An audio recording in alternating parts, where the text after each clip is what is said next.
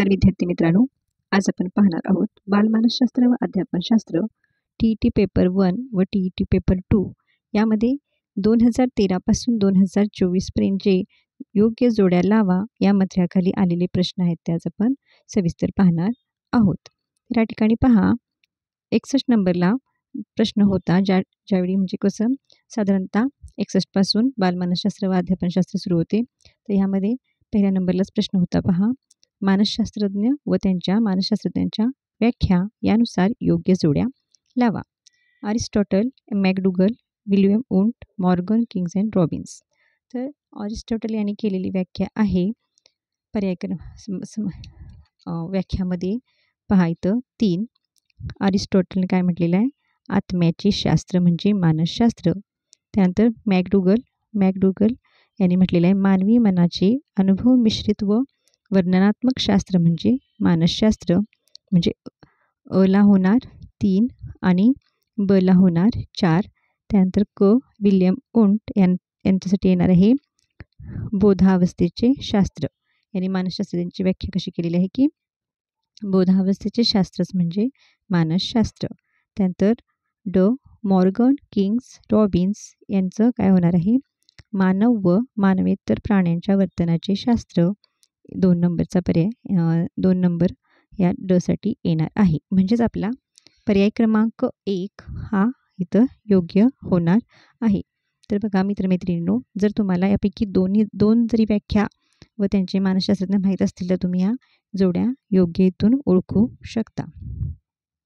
यानंतर same question पेपरमध्येच 68 नंबरला प्रश्न होता बघा, खाली दिलेले भावनिक बुद्धिमत्तेचे पैलू व त्यांचे स्पष्टीकरण यांच्या योग्य जोड्या लावा।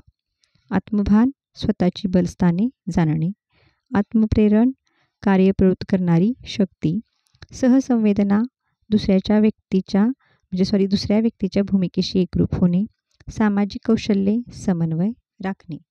तर यापैकी पर्याय क्रमांक 2 या ठिकाणी ह्या योग्य जोड्या दिलेल्या आहेत, त्यामुळे आपला पर्याय होणार आहे पर्याय क्रमांक 2। नेक्स्ट पाहूयात, सेम क्वेश्चन पेपरमध्ये 83 नंबरला सुद्धा जोड्या लावा या मथळ्याखाली प्रश्न पहा।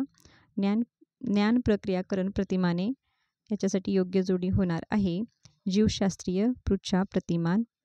त्यानंतर व्यक्तिगत विकास प्रतिमाने याच्यासाठी होणार आहे सर्जनात्मक प्रतिमान।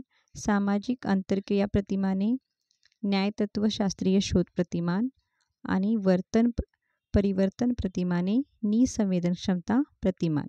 तर असे हे योग्य पर्याय आहेत। पर्याय क्रमांक ए मध्ये योग्य इथं जोड्या लावलेल्या आहेत, त्यामुळे ह्याचं उत्तर होणार आहे पर्याय क्रमांक 1। नेक्स्ट पाहूया, 2015च्या क्वेश्चन पेपरमधील हा प्रश्न होता पहा, योग्य जोड्यांचा पर्याय ओळखा म्हटले। तर पहा, धनसंक्रमण म्हणजे काय तर किंवा ऋणसंक्रमण म्हणजे काय, शून्य संक्रमण म्हणजे काय, तुम्ही DEDला अभ्यासला आहात तर तुम्हाला याचा लगेच म्हणजे पर्याय कळणार आहे। तर धनसंक्रमण म्हणजे टंकलेखन येणाऱ्यास तंतुवाद्य लवकर शिकता येतात, आणि ऋणसंक्रमण म्हणजे केव्हा होते तर जर्मन भाषा शिकताना अडखळणारा विद्यार्थी इंग्रजी देखील हळू असतो, ह्यावेळी म्हणतात की ते ऋणसंक्रमण झालं। त्यानंतर शून्य संक्रमण, गणित विषय पक्का असूनही दैनंदिन व्यवहार विद्यार्थ्याला जमत नाही ते हे म्हणायचं शून्य संक्रमण। थोडक्यात सांगायचे झाले तर अध्ययन संक्रमणाचे एकूण 3 प्रकार आहेत, धनसंक्रमण, ऋणसंक्रमण आणि शून्य संक्रमण। धनसंक्रमण म्हणजे काय तर जेव्हा कोणत्याही एका क्षेत्रातील ज्ञानाचा दुसऱ्या क्षेत्रातील ज्ञान धारणेसाठी उपयोग होतो तेव्हा त्या प्रकारच्या संक्रमणास काय म्हणतात, धनसंक्रमण असे म्हणतात। तर ऋणसंक्रमण म्हणजे काय तर ज्यावेळी कोणत्याही एका क्षेत्रातील अनुभवांचा दुसऱ्या क्षेत्रातील अध्ययनावर प्रतिकूल म्हणजे वाईट परिणाम होतो त्यावेळी अशा संक्रमणास काय म्हणतात, ऋणसंक्रमण असे म्हणतात। उदाहरणार्थ इथे झालेलं आहे तर जर्मन भाषा शिकताना अडखळणारा विद्यार्थी इंग्रजी देखील हळू असतो, हे ऋणसंक्रमण। आता शून्य संक्रमण म्हणजे काय तर ज्यावेळी एका क्षेत्रातील अनुभवाचा दुसऱ्या क्षेत्रातील अनुभव स्वीकारताना प्रतिकूल किंवा अनुकूल असा कोणताच परिणाम होत नाही, ह्याला म्हणायचं शून्य संक्रमण। अशा प्रकारे हे अध्ययन संक्रमणाचे 3 प्रकार आहेत। सेम क्वेश्चन पेपरमध्ये 81 नंबरला आलेला प्रश्न आहे पहा, तर इथंही आपण योग्य जोड्या लावायच्या आहेत। व्यक्तिगत क्षमता आणि त्यांची लक्षणे दिलेली आहे। आत्मपरिचय म्हणजे आपल्या भावना, अभिरुची, कमतरता शोधणे। अभिप्रेरणेला होणार आहे अपयशाची कारणे शोधून पुन्हा प्रयत्नशील राहणे, तद्भुती, इतरांच्या कमतरता क्षमता समजून घेणे, आत्मनियंत्रण, स्वतःच्या वर्तनाची स्वतः जबाबदारी घेणे. आणि अशा जोड्या ह्याच्यात पर्याय क्रमांक 3 मध्ये दिलेल्या आहेत. त्यामुळे आपला पर्याय होणार आहे पर्याय क्रमांक 3. नेक्स्ट पाहूया 2017च्या बालविकास व अध्यापनशास्त्रामध्ये आलेला हा 73 नंबरचा प्रश्न आहे. पहा, यामध्ये सुद्धा योग्य जोड्यांचा क्रम ओळखायचा आहे. शब्दपूर्व अवस्था, क्रियापूर्व प्रतिनिधित्वाचा काळ, मूर्त क्रियाकाल अवस्था, बौद्धिक विकासाची अवस्था. तर शब्दपूर्व अवस्थेसाठी योग्य आहे क, मूल चेतकांचे वर्गीकरण करायला शिकते. त्यानंतर सेकंड आहे क्रियापूर्व प्रतिनिधित्वाचा काळ, याच्यासाठी योग्य आहे काही प्रमाणात संबोध निर्मिती करते. त्यानंतर मूर्त क्रियाकाल अवस्था, याच्यासाठी योग्य आहे नैसर्गिक घटनांकन निष्कर्ष काढू लागते. त्यानंतर आहे चौथं बौद्धिक विकासाची अवस्था.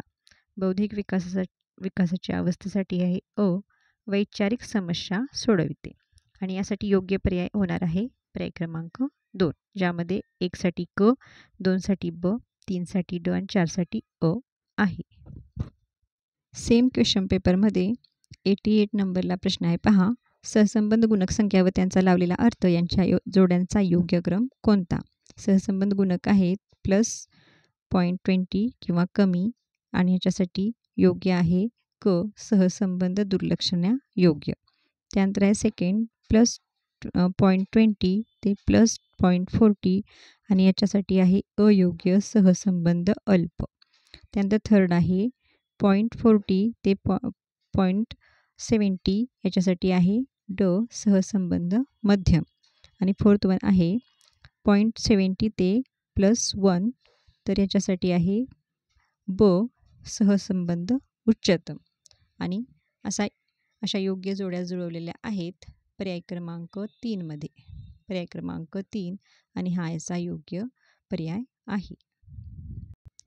TET पेपर 1 2017 मधील हा प्रश्न आहे. पहा, योग्य जोड्यांचा पर्याय निवडायचा आहे. ताणाचे प्रकार आणि त्याची उदाहरणे दिलेली आहेत. तर शारीरिक ताण, पुरेशी झोप न येणे, ह्याच्यातील पहा ड, 1 साठी ड होणार आहे. त्यानंतर परिवेशीय ताण, ह्याच्यासाठी होणार आहे वायू प्रदूषण क. आणि मानसिक ताणासाठी वैफल्य, सामाजिक ताण, शेजाऱ्यांशी सलोख्याचे संबंध नसणे. म्हणजेच याचे योग्य पर्याय पर्याय क्रमांक डी मध्ये दिलेले आहेत. पहा, 1 ला ड, 2 ला क, 3 ला अ आणि 4 ला ब, आणि हाच आपला योग्य पर्याय असणार आहे. सेम क्वेश्चन पेपरमधील 84 नंबरचा हा प्रश्न, इथे योग्य जोड्या लावायच्या आहेत. आणि या ठिकाणी मानसशास्त्रज्ञान त्यांच्या व्याख्या दिलेल्या आहेत.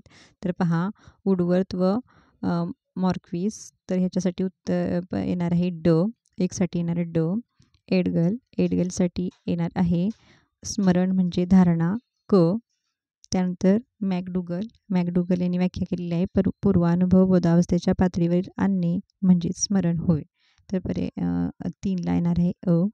आणि स्टाऊटसाठी येणार आहे गतानुभवांचे पुनरुज्जीवन म्हणजे स्मरण ब. आणि अशी योग्य जोड्या लावलेल्या आहेत पर्याय क्रमांक 4 मध्ये. नेक्स्ट 2024 मध्ये योग्य जोड्यांचा क्रम लावा ह्या मंत्र्याखाली बघा. स्पियरमन, थॉर्नडाईक, थर्स्टन आणि गिल्फर्ड. स्पियरमन यांचा द्विघटक सिद्धांत प्रसिद्ध आहे. थॉर्नडाईक बुद्धीचे 3 प्रकार, थर्स्टन अनेक घटक आणि गिल्फर्ड 120 घटक, म्हणजे पर्याय क्रमांक 1 ह्याचे योग्य उत्तर आहे. अशाच प्रकारच्या आणखीन माहितीसाठी भेटूया नेक्स्ट व्हिडिओमध्ये. थँक्यू.